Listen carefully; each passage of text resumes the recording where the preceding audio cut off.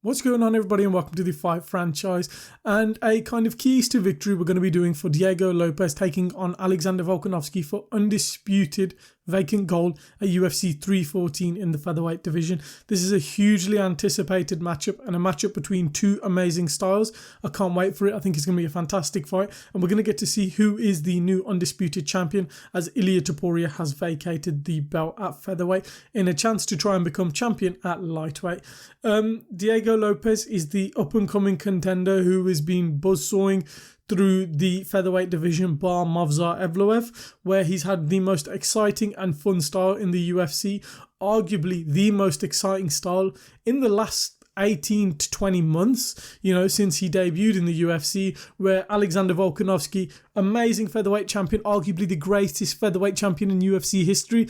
He's at the latter end of his career, coming off some tough losses, especially two back-to-back KOs, one against Islam Makhachev, one against Ilia Topuria. But can he stake his claim and get back the belt that he reigned and held on for so long?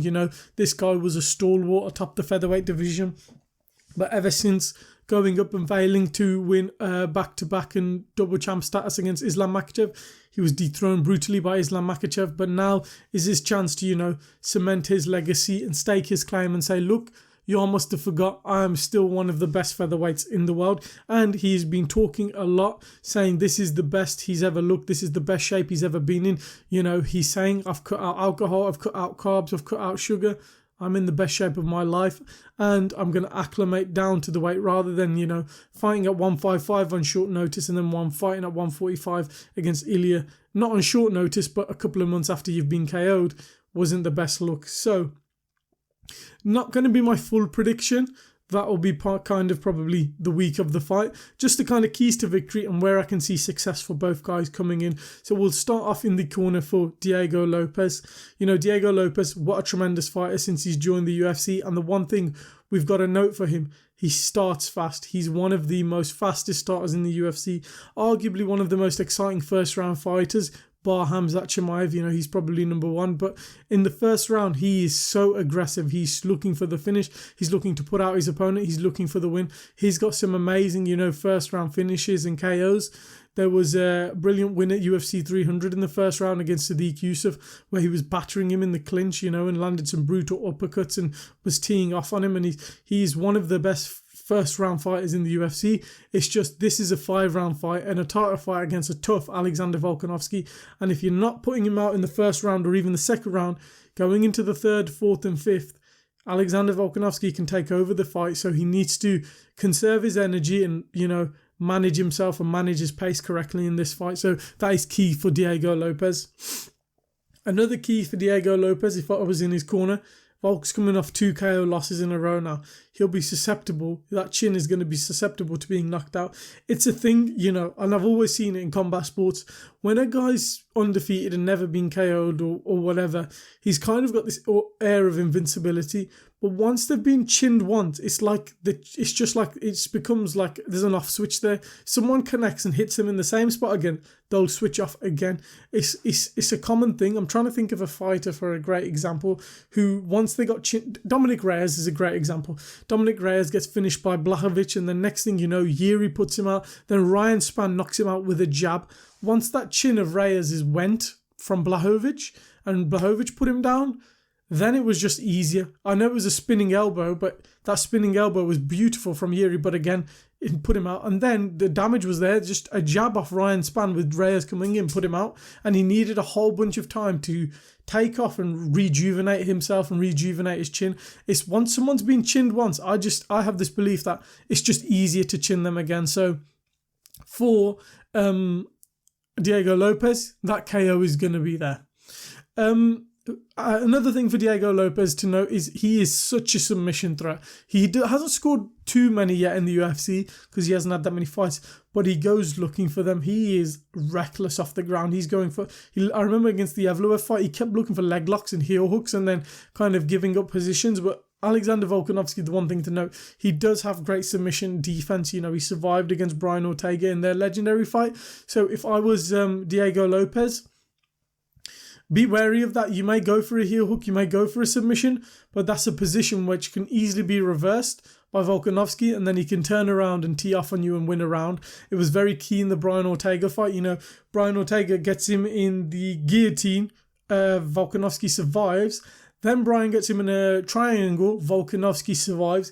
And after Ortega's failed the triangle, Volkanovski's just teeing off on him, and even though those submission threats were key, it was like Volk won the round because he didn't get the submission, and then after, if you didn't get the submission, Volk was just raining down punches on him. So yeah, that's key for Diego Lopez. He's got great submission defense.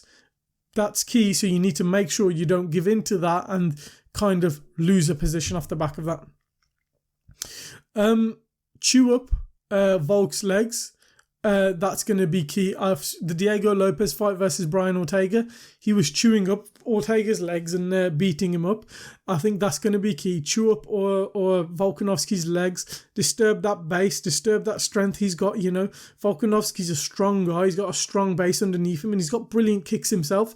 Disturb and destroy that base. Even Ilia Topuria landed some calf kicks where he landed an outside calf kick, and Volk acknowledged it. So chew up that low leg of Volkanovski and make it key, because he's a very stocky and small guy, so he's got a strong base.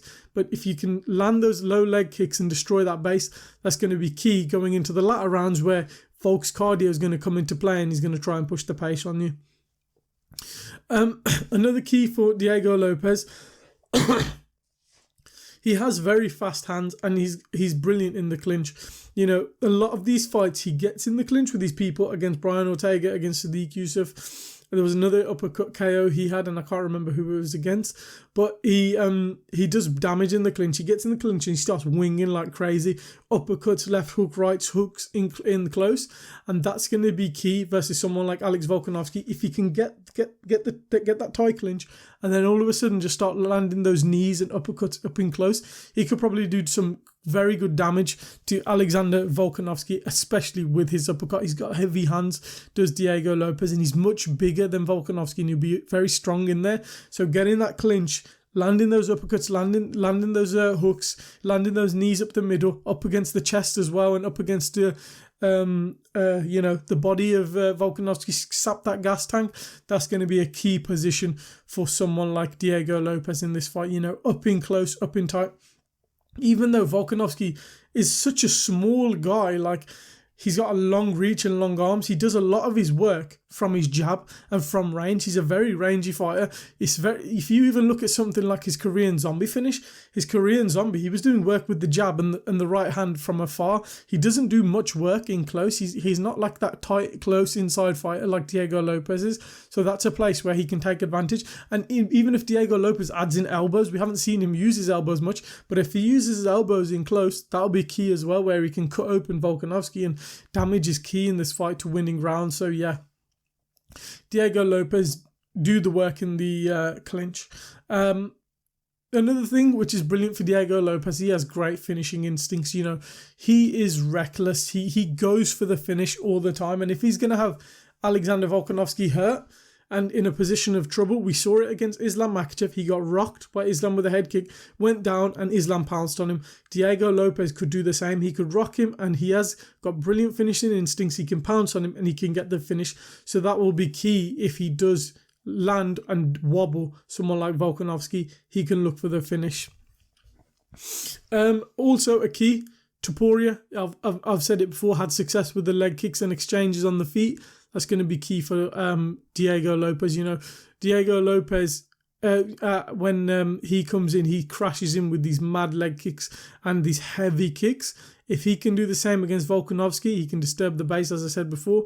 But also, when Ilia Topuria landed against Alexander Volkanovski, it was a bunch of punches in bunches.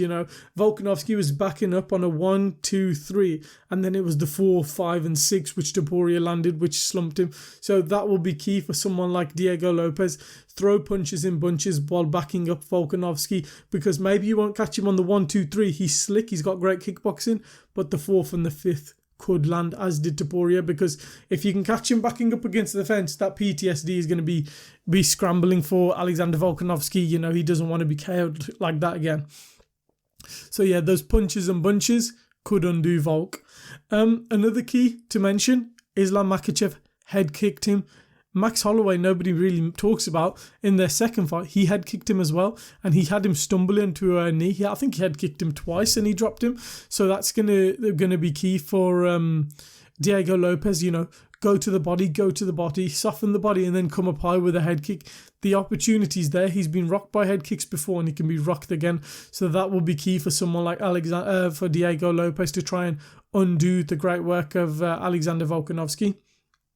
Another thing I would add, which I don't think I've seen much of in Diego Lopez's game, is huge knees up the middle. Come up with a huge knee up the middle. Because he's smaller than you and he's shorter than you, you're explosive. Come up with a flying knee just up the middle. And even in the clinch, when you've got him in the clinch, come up with a huge knee up the middle and smash the chin of Alexander Volkanovski. That will be a massive key and advantage for someone like Diego Lopez, who is much more bigger and has that imposing frame over someone like Alexander Volkanovski. But those are kind of some huge key to victories I see for someone like Diego Lopez and the success he can have in this fight.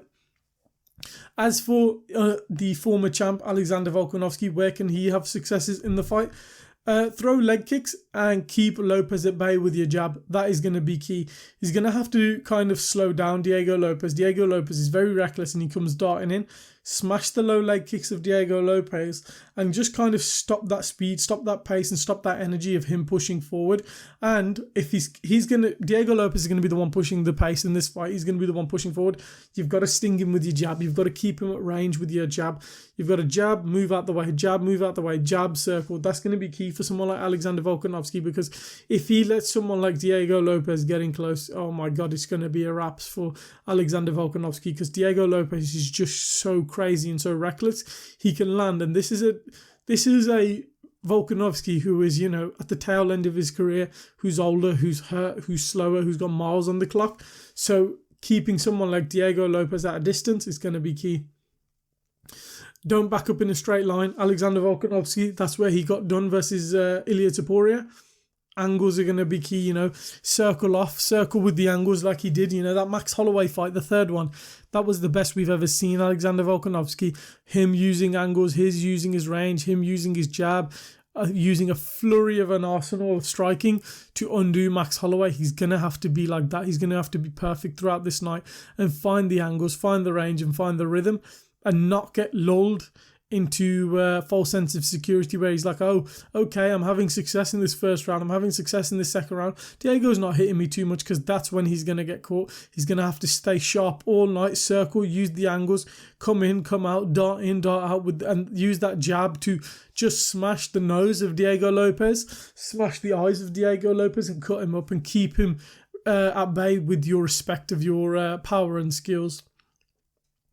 Another key, if I was Alexander Volkanovski, why not grapple? I know he's a great submission threat, but grapple and play it safe. Lopez loves looking for submissions, but if you grapple and you can get into a safe position, like a crucifix, like side control, and just kind of smother him with elbows, smother him with punches, just kind of sap his gas tank, just keep him at bay, just keep him calm and help build your momentum, help win the round over. Like, let's say if they're trading on the feet for 2 minutes 30 of a round, it's even Stevens going into the end of the round. Shoot for a takedown, get him down, get him controlled and just win that round. This is a 5-round fight.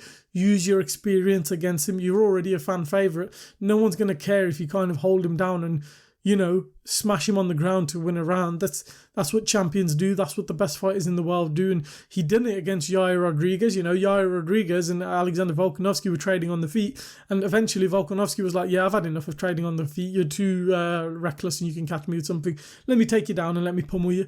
He can so easily do the same. He's just got to look out for the submission threat of Diego Lopez. Another key for Alexander Volkanovski, survive round 1 and round 2 and weaponize your cardio late in the fight. Alexander Volkanovski is a brilliant 5-round fighter. He's not a finisher. Yes, he's got finishes in his career, but he most likely, if he wins, he's going to a unanimous decision or he's winning you on a split decision. He's never really KOing you or finishing you. So survive the first and second round. Even if you can steal one of those rounds, that's a bonus. And then Lopez, he will slow down because we saw it against Dan Ige. He slowed down in that third round and he was getting pieced up by Dan Ige. Dan Ige took him down and was kind of landing ground and pound at the end of that fight. So if you can survive rounds 1 and 2, take it to rounds 3, 4 and 5, weaponize your cardio and slowly break Diego Lopez, I think that's where Volkanovski will have success in this fight and will find the win in this fight.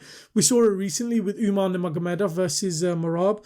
The first 2 rounds, Umar pieced him up and we thought, okay, there's the new champion. But Merab came in, weaponized his cardio, rounds 3, 4 and 5. He won the fight. Volkanovski should look to do the same. You know, when we look at Max Holloway's fights against Volkanovski, especially the second one, Max won round 1 and 2 easily. It was rounds 3. I thought Max still won round 3, but it was rounds 3, 4 and 5 which got Volkanovski that fight and eventually the win. So that's how I would look to play if I was Alexander Volkanovski. Play safe in round 1 and 2 early, round 3, 4 and 5, take over the fight, get into the fight and kind of weaponize your cardio and beat down on Lopez. Another key for Volkanovski, it's going to be kind of the opposites of Lopez. Don't get in a firefight with him. He is his best when it's chaotic. Diego Lopez is a nutter. He loves it chaotic. He loves it crazy. He wants it to be a firefight. Alexander Volkanovski doesn't want that because that's where he can get clipped. If Volk gets clipped, I feel like he's being put out. If Alexander Volkanovski clips Diego Lopez, I feel like Diego Lopez is crazy enough and wild enough to survive and then keep going. His chin has been cracked, but he just keeps going. He's got a massive blockhead. So yeah, if I was Volkanovski, do not get into firefights with him. Another key for Alexander Volkanovski, I feel, is attack the body. I think headhunting isn't going to do Volk no good. I think, yes, keep him at bay with your jab and your power hand and land the shots upstairs, but use body kicks and smash his body and just teeps to the body, kind of slow him down and sap that gas tank. And also land body shots if he does get you in the clinch. When Diego Lopez gets that tie clinch and he's trying to land, just wing those hooks to the body and then kind of sap his gas tank. I feel like if you can't knock him out to the head, you can knock him out to the body with a brilliant liver shot. So I think that would be more beneficial for someone like Alexander Volkanovski. If the fight does go to the ground, the one thing Volkanovski should be aware of, Lopez does not stop fighting off bottom. He's mental. He's throwing elbows, punches, kicks, knees, whatever he can from bottom. He's a psycho. And then if he's not, he's looking for submissions like leg locks and heel hooks. So just be wary. If you do take him to the ground, he doesn't stop from the bottom. Last thing, it's been a key in a lot of UFC fights, positive body language and make a stamp in your rounds. Don't let him, if it's a close round, go back to the corner like breathing heavy, like the judges look at that and you're like, oh, he's losing the fight. Your body language, recently it seems like it's key in these fights. You know, look at Leon Edwards versus Sean Brady. Yes, Sean Brady battered him, but his body language was so poor it was not going to get him back in the fight. Umar Nurmagomedov versus Merab. Body language was poor by Umar going into the 5th round. He was there dejected in his corner while Merab was there like dancing on his feet like, yeah, I'm going to go get him. Don't let that body language fall. You know, Diego Lopez at the end of the rounds, even though he's gasping for air and he's tired, he's still like bouncing around and showing he's got energy. You know, you're the 5-round fighter. You're the one who's got the experience. Use that experience to your advantage. Use your body language to your advantage. Show him, you know, I'm still here. I'm going to still win this fight. I'm the one who's got the advantage here. I'm the former champion. I'm going to go out there and smash you. So that will be key for someone like Alexander Volkanovski, having that positive body language, especially coming off 2 bad KO losses. But those are kind of what I see the keys to victory. As of the moment, I still don't have a clue how I'm going to predict this fight. I think it's a very, very even fight. Both guys are very fantastic fighters, and it could go either way. I'm still kind of breaking down, and I will probably give my prediction in another video at the fight week. But as of now, I've got it probably 55-45 Diego Lopez. I think he's got just a slight advantage, but still going to look at the footage and still kind of come up to a decision. But how do you think these fights are going to go? Do you think my keys to victory are the kind of keys to victory where both guys can have success in the fight? Do you agree? Do you disagree? Let me know down in the comments below. Leave a like if you've enjoyed the video. Subscribe for more MMA and fight content coming soon. We hope you enjoyed the video and we'll catch you in the next one.